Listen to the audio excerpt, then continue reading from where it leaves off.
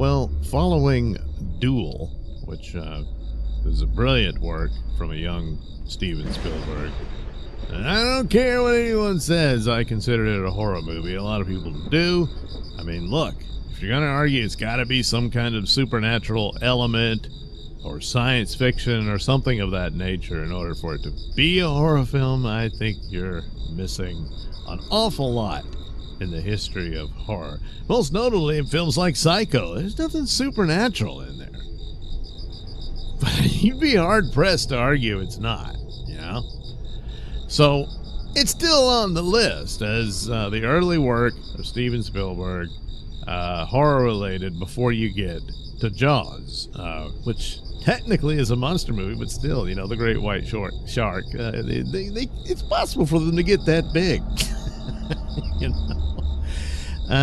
But anyway, it's just a Duel. There's a lot of elements in it that shows the skill and talent that would come to be known from Spielberg and his abilities, and a lot of the approaches and whatnot is already there of him problem solving and really stressing the less is more aesthetic.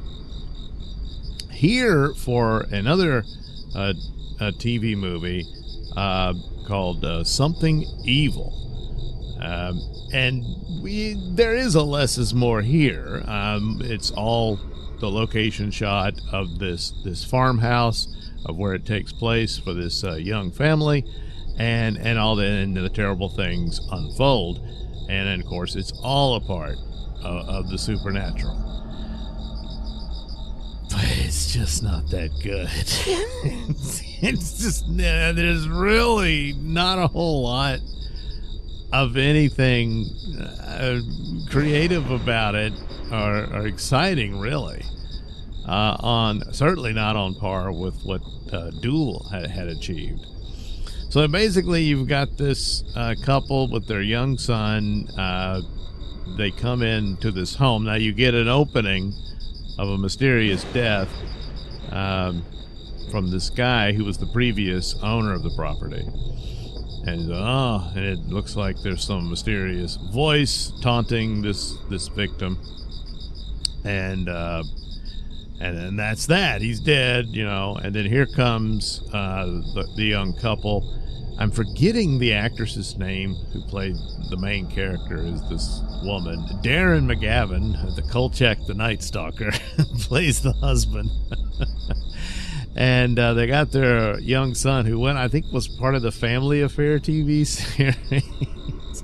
But anyway, they move in. Darren McGavin is involved in a advertisement company, and he actually shoots one of the commercials on the property, and then something terrible happens to the actress and model they were using for the ad campaign. She's in she ends up in a car crash, but says, these things happen, you know. Well, it wasn't a normal one. Something evil, as the title suggests, did it.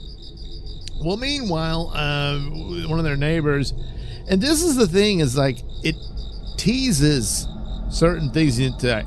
Obviously, a lot of films will they'll lead you the wrong way, make you think it's this when it's really that, or something like that. But here, it's just thrown in there, and then nothing. It's just like, he's not really a villain or anything. So there's this old man who talks to the young woman about the supernatural and evil spirits and stuff like that, and she's quite taken with it and wants to learn more and all that. And then there's these moments where he almost has this sinister look about it, and I think, this guy's going to turn out to be like a cult leader or something, and he's luring her into this. But she delves into all this. She gets into witchcraft and all that sort of stuff, and makes like the protection circle that's supposed to be their little safe space for her and her son.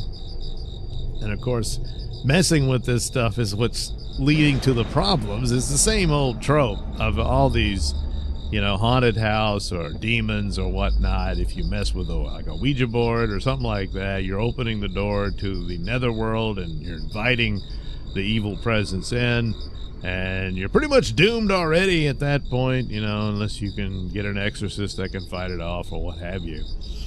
But so, of course, all the creepy stuff starts to happen, and she's starting to freak out. The husband's beginning to think she's having a breakdown, or I mean, she kind of is, but it's not all in her head. There's weird crap happening, but he's always out of town, taking off. He says, "Look, I gotta work," and all this stuff. And ultimately, she thinks it's the place. You know, she hears more stories about the previous owner, and obviously the evil force killed him, and just wants to leave, you know. And he's like, "We just bought it," you know, and that kind of thing.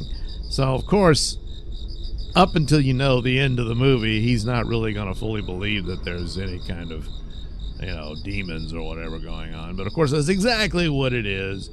And you think, she lashes out at her son and hits him, and that becomes, you know, a problem. And the husband's like, "Oh God, what the hell? What do I do? I got to protect my son. Do I institutionalize her?" So it's leading you to think, oh, she's the target, and ultimately the demon will take her over, something of that nature. Oh yeah. Meanwhile, the old man that advised her on this, he also had I think it was his nephew or something, and he's real creepy and weird, but he's just there to be creepy and weird. He's not a villain or anything, you know. He's just staring at her through a window and stuff. I don't know.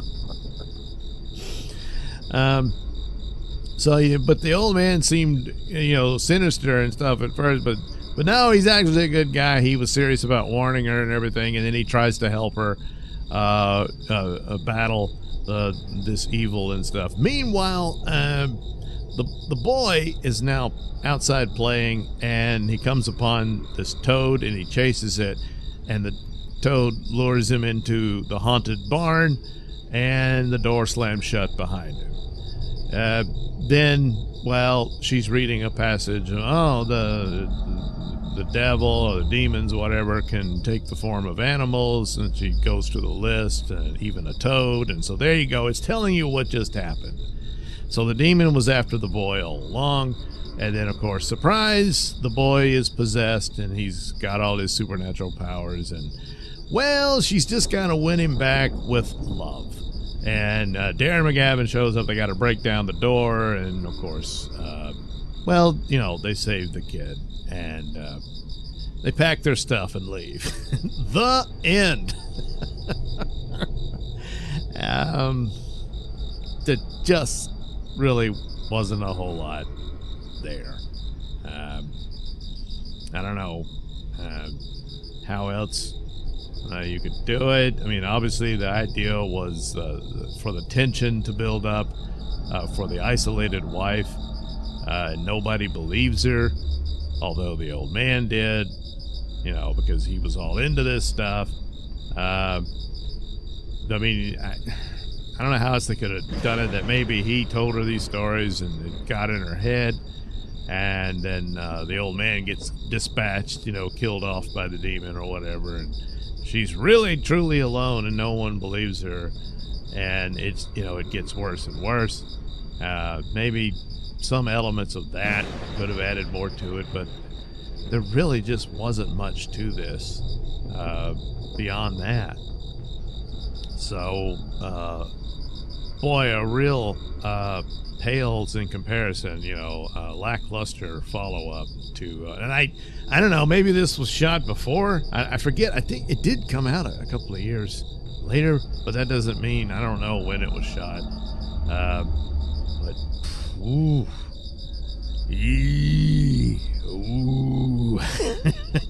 I wasn't all that wowed or impressed with Something Evil. I suppose they could have changed it to Something Bad. You know, it still gets the point across, but it also gives you a clue of